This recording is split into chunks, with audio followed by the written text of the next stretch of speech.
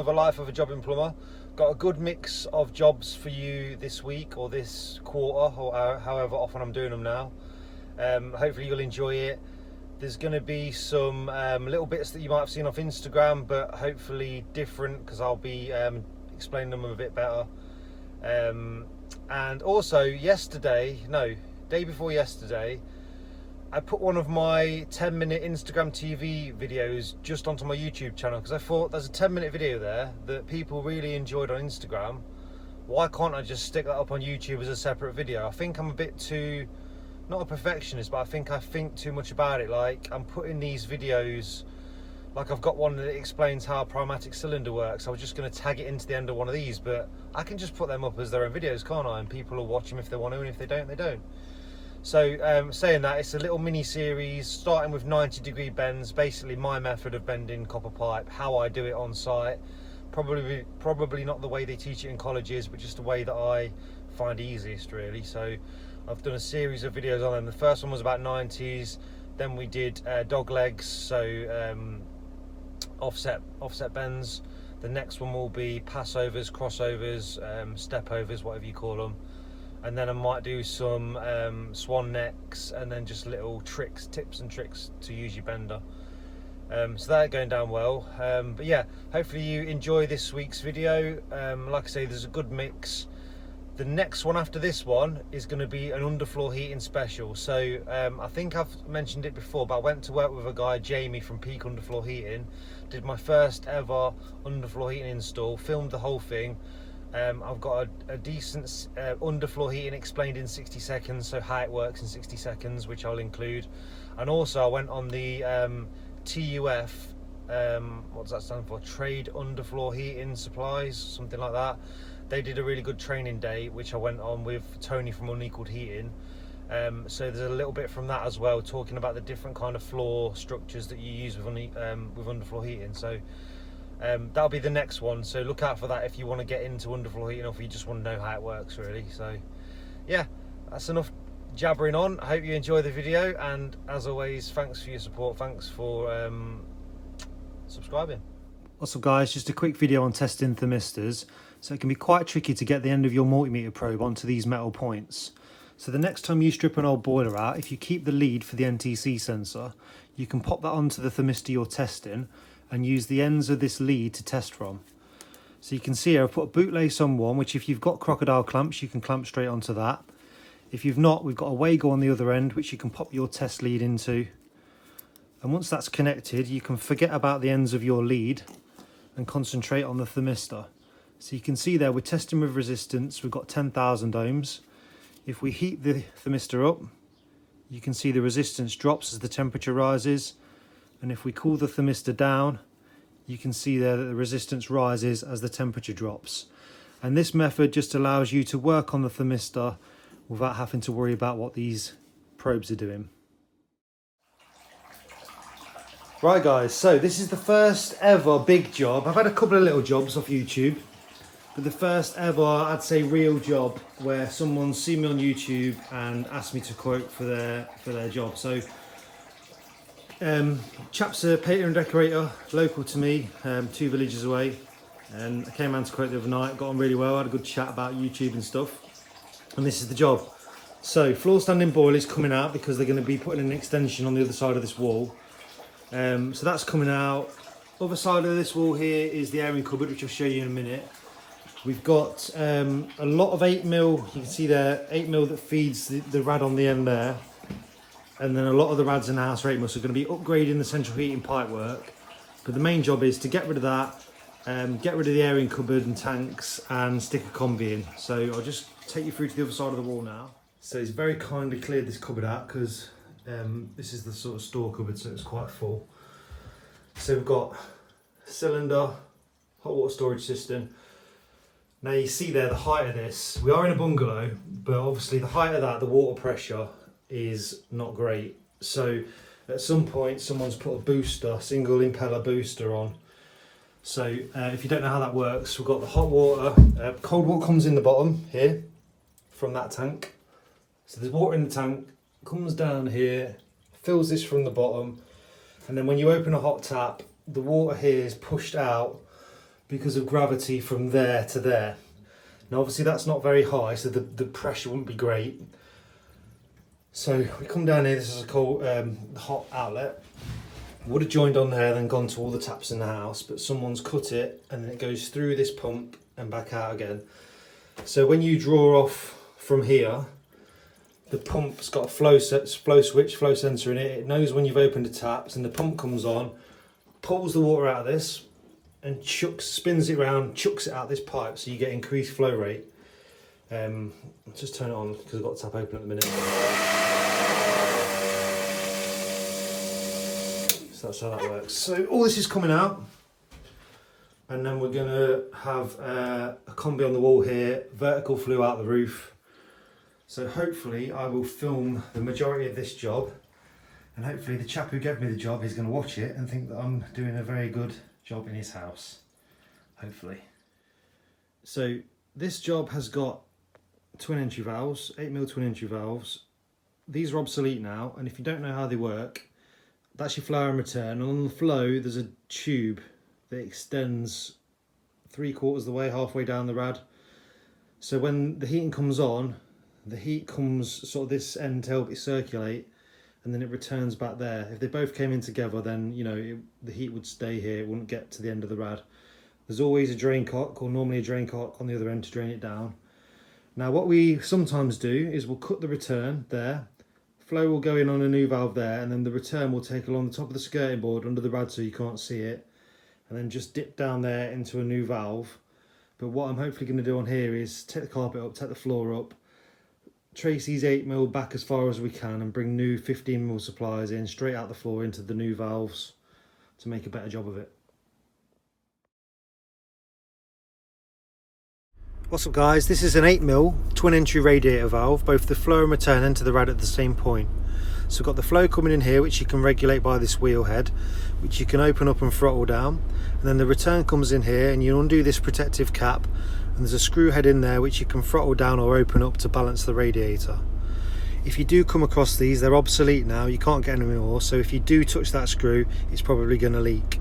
The way it works is the heat comes up from the flow, and inside the radiator an 8mm pipe is screwed into the valve, and that extends along the radiator to help divert the heat to the other end of the rad and help it circulate. There's also a drain cock in one end so you can drain it down to work on. What I'm going to do now is take this out and show you the pipe on the inside. So you can see I've brought the radiator outside to do this. If you do this inside, you'll need to protect the floors, because when you pull this pipe out, a lot of black sludge will drip off it. And you can see there, I'm just turning out, this is just a threaded piece of 8mm copper that screws into the valve to divert the heat. Right, so I took the back out of the cupboard. Now I'm just going to try and explain this best way I can. So we've got 4 pipes coming out the back of this boiler, okay? 2 of the tap-ins are these 2 here, and that's your gravity hot water. So basically there's no pump on it, and there's a continuous rise. Well, on the flow, which is the top one, there's a continuous rise all the way up. You see how it goes upwards, and on the return, not as dramatic, but there's a continuous fall back to the boiler. So what happens is when this heats up, heat rises and it starts to move along this. The hotter it gets, the more it circulates and will come back by itself. The other 2 tap-ins are for your central heating, one there and one there, flow and return, which is pumped. So typically you would have a programmer there, up there. When you put the hot water on, the boiler fires and it will gravitate. When you put the heating on, it'll go to a room stat, or if there's not a room stat, it will just turn the pump on, and the pump will force the heat from the boiler around the radiators around the house. Hopefully I've explained that right. So you can see there we've got that's the flow and return, primary gravity flow and return to go through the wall there. And then that's our heating circuit there, 22. So what I need to do is get rid of these 8mm pipes here, which go along, they're just waving along under the plinth. We're going to run 15mm all the way to that rad in the corner. There's a rad just to the side of the fridge. And we'll run some 15mm pipes, and we'll probably pick them up somewhere in here. Yeah, just got to get this boiler out. I'm going to struggle because there's no, it looks like the kitchen was put around the boiler. I need to cut these pipes. I'm going to struggle there, but where there's a will, there's a way. So let's turn this down. So this is all drained down now, and this is where something like this Milwaukee pipe cutter comes into its own, because I mean there's not that many pipes in it to cut through, but it just makes it so easy. It just goes on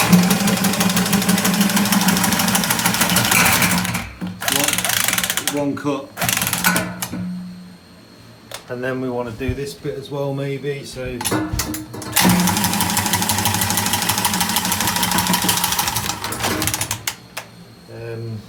yeah, just makes life so much easier.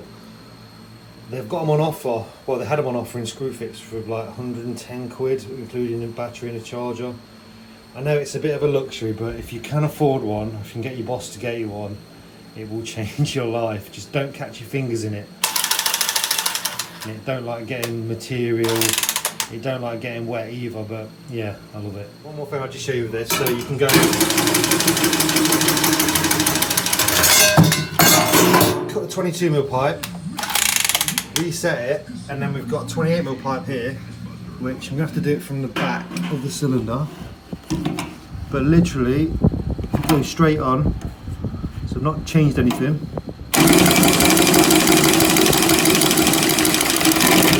And that will cut 28mm pipe, and I'll do 15 as well. I don't think it does any smaller than 15. I don't think you can do a 10mm pipe with it, so 15, 22 and 28mm is your best mate. And I probably should say this because everyone knows anyway, don't cut through any live mains with it. If you're going to cut a cold main with it, the thing is when you, so this is the cold main here, so you've got a little bit of water coming out.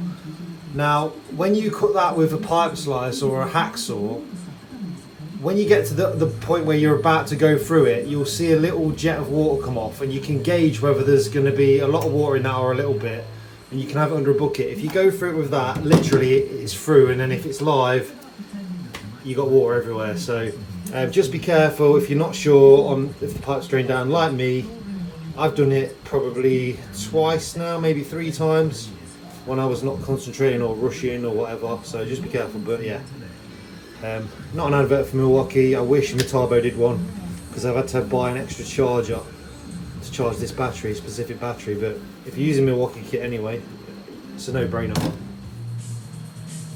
So tanks are out, tank is out, sorry, cylinder's out, so we've just got the gravity hot water flow return there, old overflow that's going, hot and cold coming out the floor. That'll be the next to go, and I'll redo this under the floor to make a nice job of it. Hopefully find the central heating flow and return under the floor as well, because if you remember they come down in that kitchen unit and probably come this way. So hopefully I hit the jackpot there. Now, it's really hot today. It's what's the date today? 25th July, that's sweat on my arm, because it's ridiculously hot in the UK, we're having a heat wave.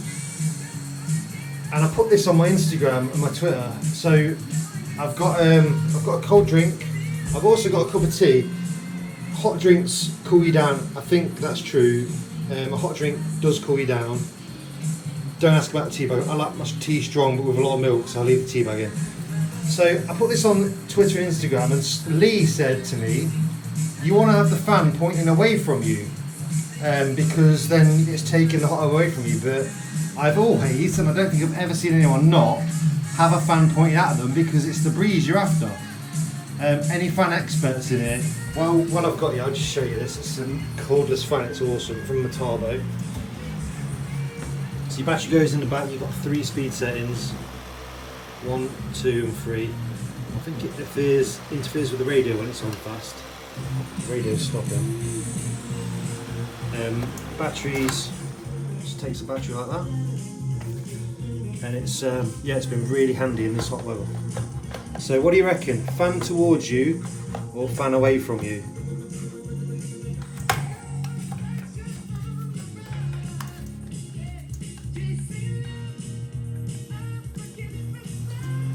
I say towards me. So you can see a bit of progress here. Flue's out. Managed to get, luckily, the Milwaukee fit perfectly down the side. I managed to cut all 4 of those out with that. This side though, we've got the 2 connections. This one here I managed to undo. I don't know how I did it, because that nut must have been in there years. I managed to undo it with that, just yeah, it was tricky. And then that pipe there, has been cut there, so that piece has come out.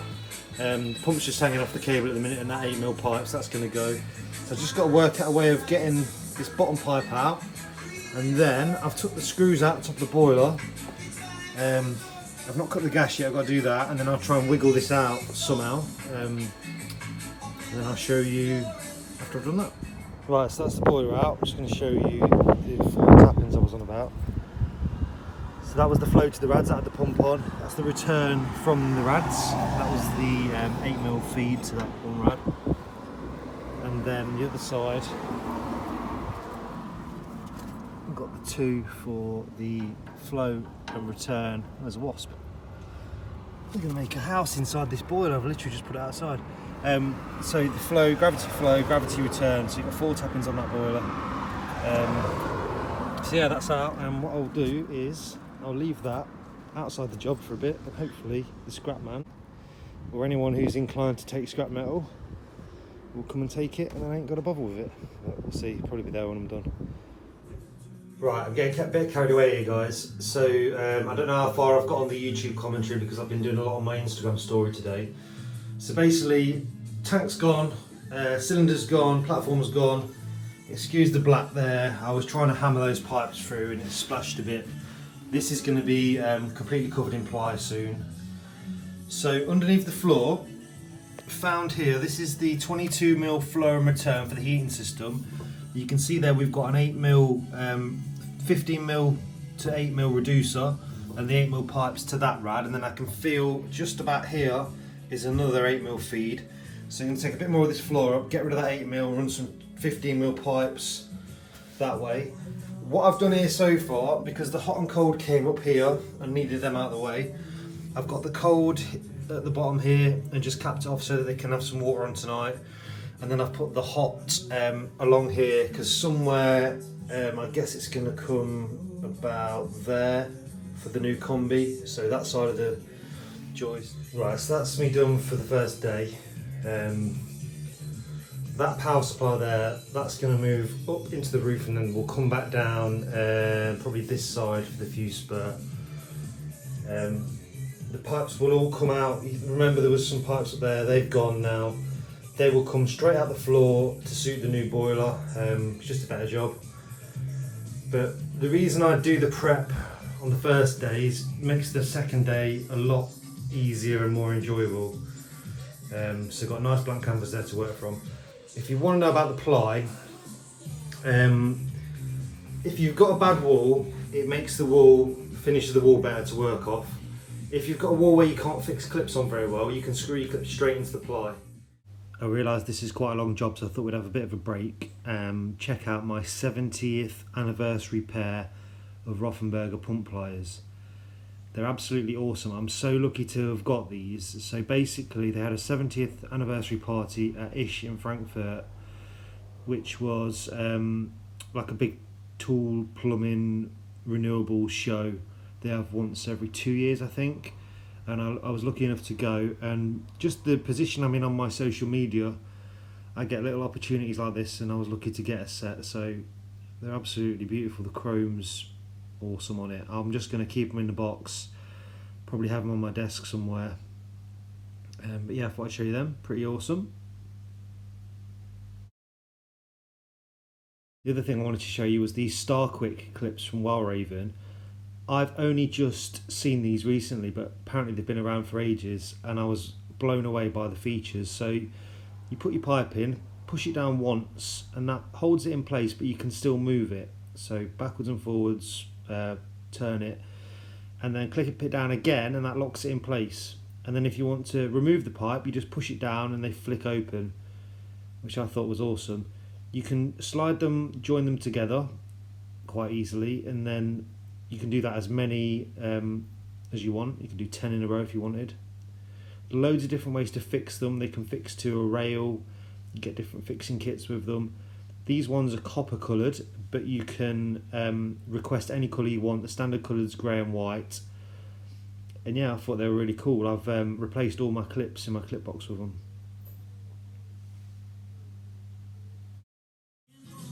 Alright guys, back on the job, day 2.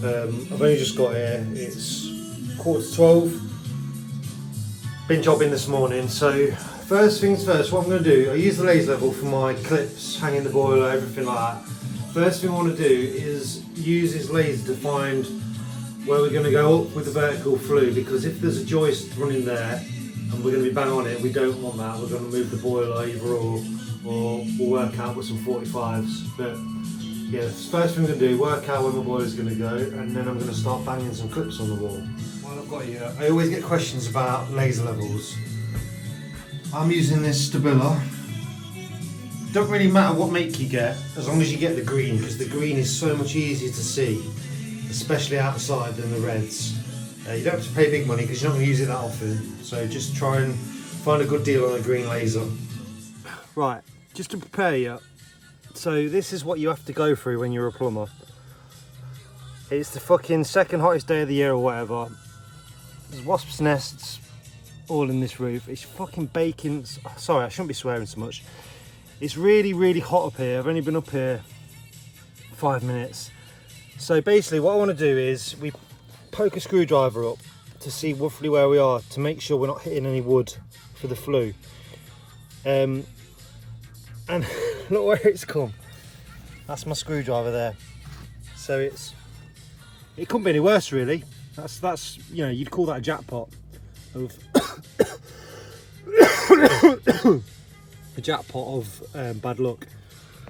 So I'm gonna come this side, and we'll have to put some 45s in the boiler cupboard, because it's gonna throw it out too much.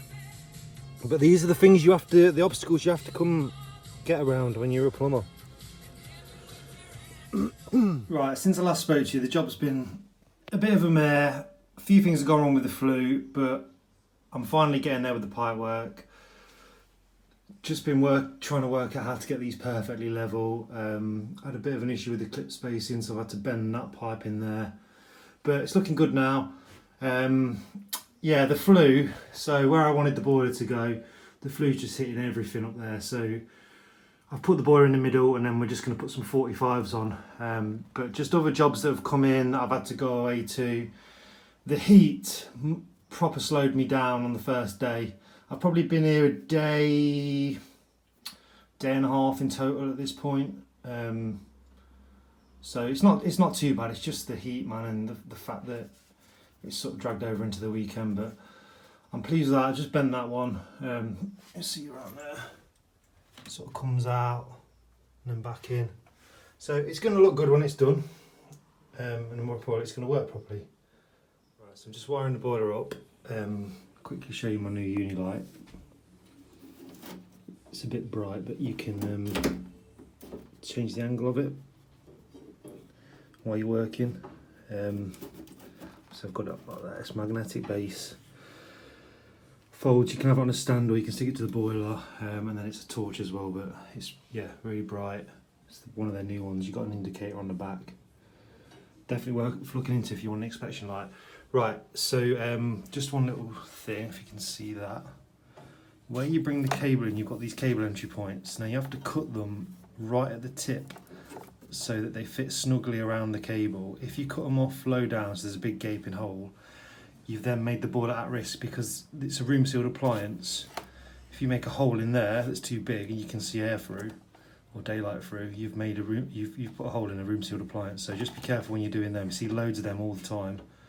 So that's just something to be aware of. So I'm just going to wire this in. Valence are dead easy to wire. Get a little live neutral and earth plug here. So we're going to put a live neutral and earth into that, and then plug that straight into there. We're using Valent controls, so let me see if I can just show you this. So basically, hang on.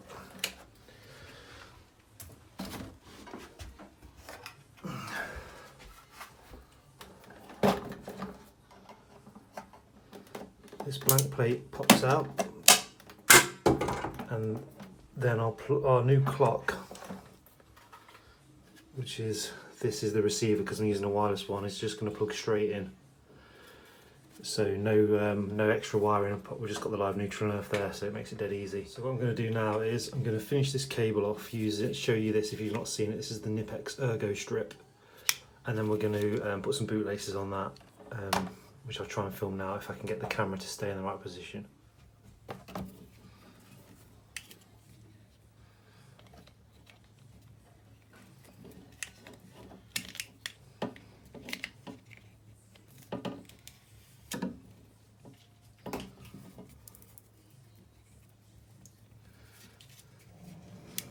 If you can see this, if you put there's measurements on the inside here, so we've got 4, 8, 12, 16, so you can take your cable in to the line you want. So we want 8mm, take it to the second line there, and that cuts you 8mm off. So it gives us the perfect amount to go into our connector block. You just pop it in, twist it and pull it.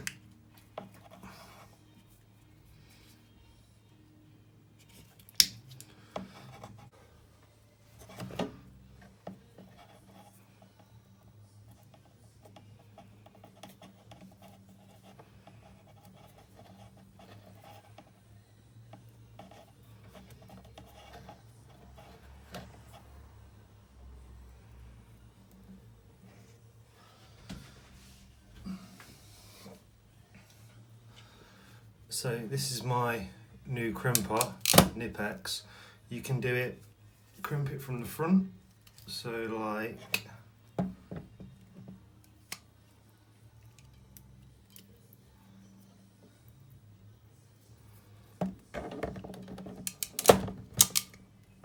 that. Or if you can't get in, you can turn it sideways on, you can do it from the side. Like that. Really good bit of kit.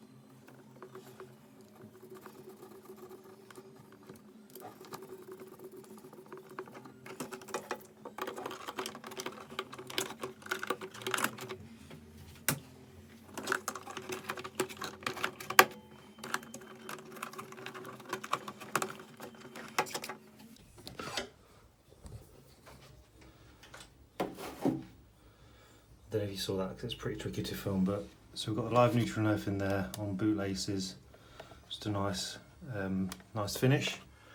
Passes through these two cable clamps to hold it in place, and then obviously through that grommet there. Done. This is what I mean about the clock. This is the receiver. Those holes there are going to line up with those pins there.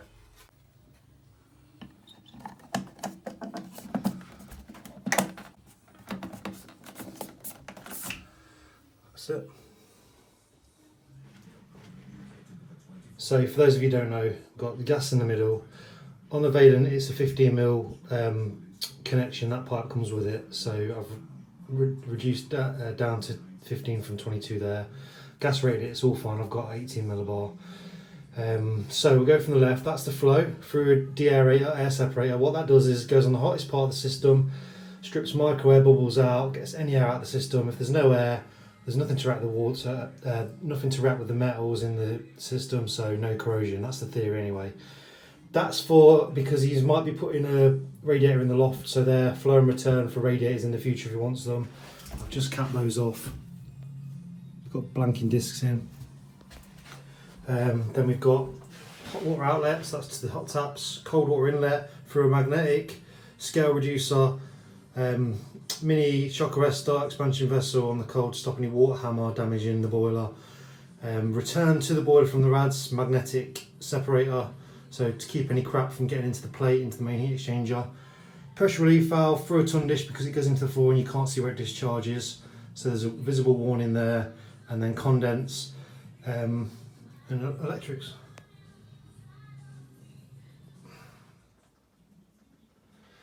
So because of fit a Valent boiler, to get the 10-year warranty you can fit a Valent boiler care pack which comes with this Spirotech filter. So you have to fit this. We don't have to because you'd have to pay for the extra warranty. But if you do fit this boiler care pack, you can boost your boiler up to 10 years for free.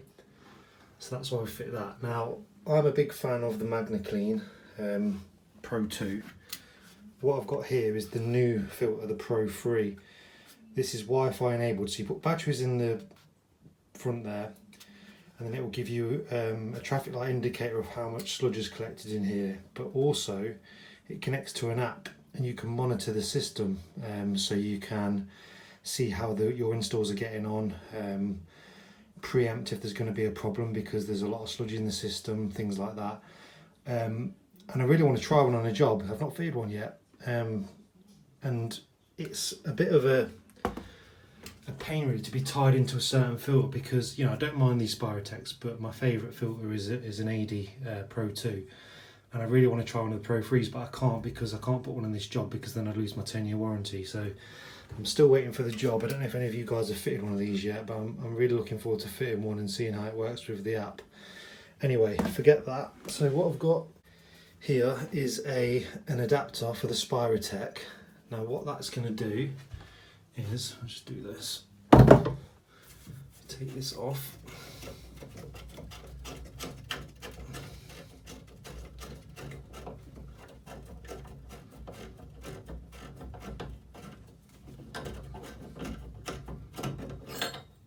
okay, so take that off, and the adapter will just screw on in its place.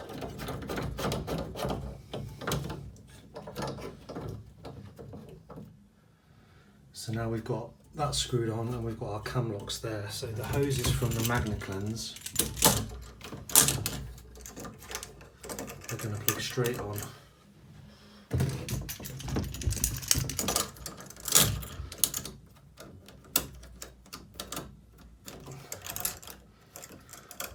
So that's our connector there, and now we're connected up and we can do our MagnaCleanse as we normally would if we were plugging onto the tails of a normal MagnaClean. So I'm going to fill this up now and we're going to do a MagnaCleanse. Alright, so that's been on for a couple of hours now. I've gone through all the radiators. So all I'll do is turn the heating off. I think I've shown you this before loads of times.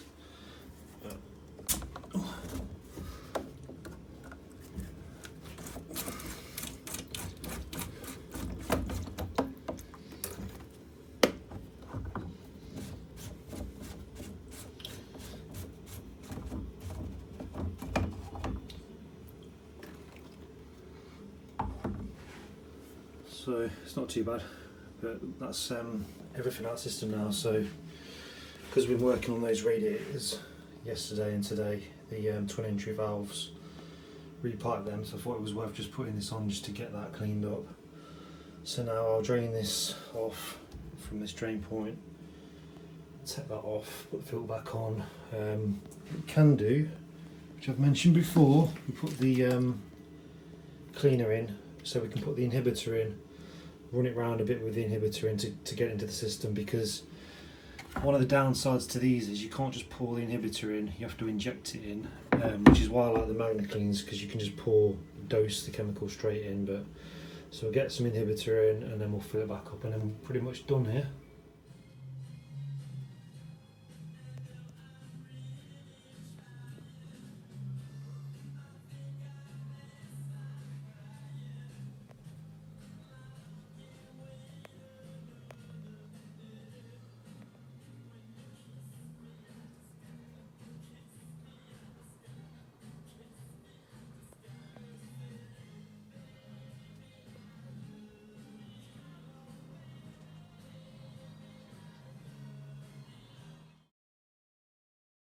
So these kit bag loadout videos are really popular on my Instagram. It's just me showing what I keep in certain kit bags. So this is my soldering bag. So I've got my pipe cleaners, wire wool, the ones that go in a little drill, gas bottle, heat mat, cleaning strips, spare copper offcuts going in one edge. Sometimes I have 8mm and 10mm in there as well. Rigid ratchet pipe cutter, and then my 2 different types of torches. Guides for my bender. I've got a general plumbing knife, my pipe swaging tools 22 and 15. Obviously got a fire extinguisher on the side there. Then lead-free solder, some Loctite tape, a bag for my offcuts or used zip strips, cleaning strips, a wet rag in a tub that keeps it wet. My flux is power flow flux that I keep in a tub. Then I've got a pipe reamer, a little pair of grips for holding hot pipe, and a pipe slice that does 15 and 22. Then I've got my Acer pen and pencil, spare flux brush, paintbrush just for cleaning up, tape measure, mini spirit level. This little job's more of a tip, so I got called out to this for no hot water. You can see we've got 2 immersions, top and bottom. Now when I got here, the switch for the bottom immersion, which says on there, was on, but she's got no hot water. Now there's no way I can test this because there's no power to it, and the reason there's no power to it is because it's off economy 7. So your bottom one will be economy 7 normally, and the top one will be live all the time. So if I turn the top one on, with both switches on, you can see, and now I'm only using this fluke pen just to give you a quick indication. I wouldn't normally use this for stuff like this, but you can see there the top switch is on and we've got power. The bottom switch is on, but we've not got power. So if you ever come out to a job with 2 immersions and you've not got any power into the spur or out of the spur to that bottom immersion, it's probably because it's on economy 7. So if you really need to test it, what you'd have to do is remove the lead here and then just put a bit of flex on a plug and plug it into an extension lead just to check it, see if it's working, because you can't come back in the middle of the night or call an electrician. What's up guys, been called out to this ideal ISR with no hot water, but the boiler's not showing a fault code, it's just sat idle. So that tells me straight away that the issue is with the flow sensor, because the boiler doesn't recognise that anyone's opened a tap and is calling for hot water. Now traditionally on a combi you would have a flow switch or a turbine with a Hall effect sensor, which is a little magnet that spins, but on this particular boiler it works off a thermistor, which is basically a temperature sensor. What the PCB is looking for is a change in temperature, so when you open the hot tap, the temperature of the cold mains coming in changes and the boiler knows to fire up for hot water. You can check this by putting your multimeter on the ohm setting and measuring the resistance through the hot water thermistor when you open the hot tap. You can see here as the fresh cold water comes through, the resistance goes up as the temperature drops. Now I've replaced the thermistor, the PCB is recognising the temperature change and the boiler's firing for hot water. Right, so that job you've just seen, the tenant had my mobile number and she rang me. The letting agency basically will send me an email with a works order on it, say, go to this house, they've got no heating or hot water. I don't know how, but she got my mobile number and she rang me, I think it was about 5 o'clock. Now, most normal people would just go home, but I said, okay, I'll come out to you. I think I got to about 7:30. I was already running late. I got to about 7:30, diagnosed the fault and said, obviously I can't get the part now. I'll come back tomorrow. Hopefully they'll have it on the shelf. And they did. So I went back the next day and fixed it for her. So she's been without heating or hot water for less than 24 hours. And she complained because underneath the boiler there was some boxing in, which had 4 screws holding it in, and I put 3 of them back and missed one. Whether I dropped, the house was a tip, an absolute dive. The kitchen was full of dirty pots, clothes, whatever. I probably dropped it, and it you know, or someone rang me and I don't know. Anyway, I missed 1 screw. She rang up the letting agency and said the gas engineer has left the boiler, the boxing around the boiler hanging off. And I said, well, that don't sound right, because I wouldn't do that. I know I wouldn't do that. And when I got there, it was 1 screw. Some people are so ungrateful. Usually tenants, heating's not working, I need a hotel. No, you don't need a hotel, just put a jumper on. And people just act like it's the end of the world. They've got, you know, an inconvenience. They've got no hot water for a day or no heating for a day, or something's leaking, so I have to turn off one of their 3 toilets. Oh, it's the end of the world.